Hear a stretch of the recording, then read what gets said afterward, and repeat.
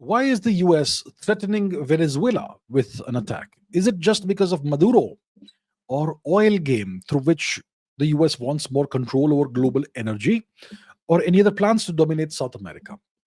McLevin says Venezuela's President Maduro has asked Russia for urgent military support, and there are reports of Russian arms appearing in Venezuela. This seems exactly like the Cuban missile crisis. Guess history does repeat itself. Okay, so in the 20th century, we had a nation in the Western Hemisphere, in the Caribbean region, that is Cuba, that was aligned with the USSR. And Cuba, if you look at the map, we haven't opened the map today. Let's do that now.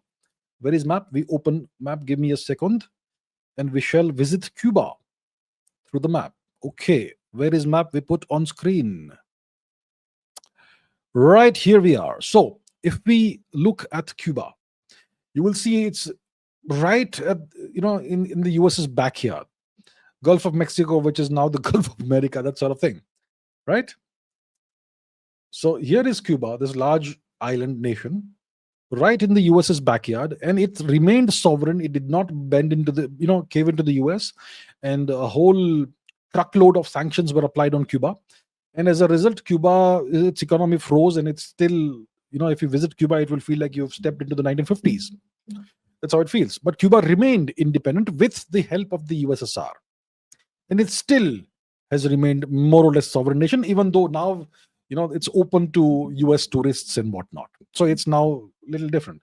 When it comes to Venezuela, so what happened in the 1960s, the Cuban Missile Crisis, 1962, is that the USSR had placed ballistic missiles with nuclear warheads in Cuba. That was seen as a direct threat by the US, and an immediate threat right in their backyard. So when the US places nuclear weapons in various countries, like, for example, Turkey and so on, they say that the Russians should not see it as a direct threat, while they saw Russian missiles and warheads in Cuba as an immediate threat that almost led to nuclear war. So that's the Cuban Missile Crisis issue. Now, is Venezuela, the situation right now, similar to the Cuban Missile Crisis? It is not, because there are no Russian ballistic missiles or nuclear warheads in Venezuela as of today, as far as we know. Okay, so first of all, we have to understand that it's not exactly the same thing. And Russia today is not as powerful as the USSR used to be, comparatively to the US in the 1960s or in the 20th century, during the Cold War. So then the question is, why is the US threatening Venezuela with attack? And why is Venezuela urgently asking for urgent military support from Russia? What's the deal? See, Venezuela, Mr. Maduro, he sees himself as a socialist. He sees himself as someone who opposes US hegemony. So the US, historically, for the longest time, since the 19th century, has had something called the Monroe Doctrine, which is a term that's supposedly obsolete today, but it's still very much in force. The Monroe Doctrine says that nobody will be allowed, no nation apart from the US will be allowed to play any colonial games in the Americas, whether it's North America, South America. Essentially, it means that the US will be the overlord of all the nations in this region, whether it's Canada, whether it is Mexico, whether it's the Central American nations like Panama, etc., or the Latin American nations like Brazil, Argentina, Cuba, Chile, and so on, Honduras, Uruguay, etc. But Venezuela is right there, and Venezuela is not aligned with the US. Venezuela is aligned with the global South and with Russia. And as such, the US doesn't get to decide Venezuela's economic policy, its foreign policy, and so on, the way the US very strongly, let's say, influences the economic and foreign policies of the other nations in the region. It's not the case with Venezuela. So Venezuela is sovereign to a large extent from the US, right? Not 100% sovereign, but significantly more sovereign than the other nations in the region. In Venezuela, why is it important?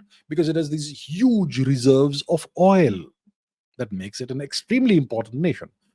So the US would like to change the situation. They would like Venezuela to become just like any other South American nation or any nation in the Americas, and be aligned completely with the US, and the US should decide or guide this nation about what kind of economic and foreign policy it should have.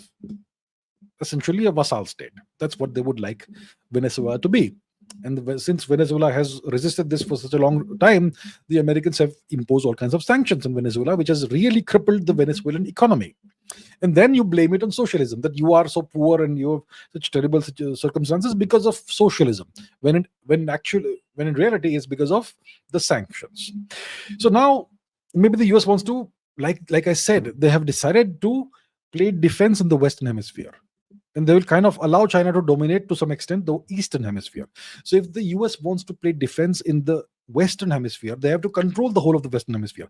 They control all the Western European nations. We understand that very well through NATO, through the EU, and so on. But they don't control Venezuela. And Brazil also is an issue, but we'll not talk about Brazil right now. Brazil is an issue to some extent. So what do you do with Venezuela? You effect a regime change. You first give the Nobel Prize, Peace Prize, to a lady who you have cultivated, and who you would like to be the next leader in Venezuela. Just like Mohamed Yunus, a former Nobel Prize winner, is now the face of the Bangladeshi military regime. Similarly, they would like this lady, I don't remember her name. They would like her to be the face of a new puppet government in Venezuela. That is the situation, right? So it looks like the US may potentially, sometime soon, perhaps, invade Venezuela. Yeah, there is augmented US naval activity in the region. Maybe the US is preparing for an invasion of Venezuela. And Venezuela's terrain is kind of challenging and all, but the US can, I'm sure, over time deal with it, unless Venezuela is able to defend itself properly, for which it will need significant supplies of arms, ammunitions, military systems, and so on. And that's why the Venezuelan government, Mr. Maduro's government, have requested Russia for urgent military support. And maybe, perhaps, Russian arms are appearing in Venezuela. So it's not exactly like the Cuban Missile Crisis, but it's kind of similar to it in various ways.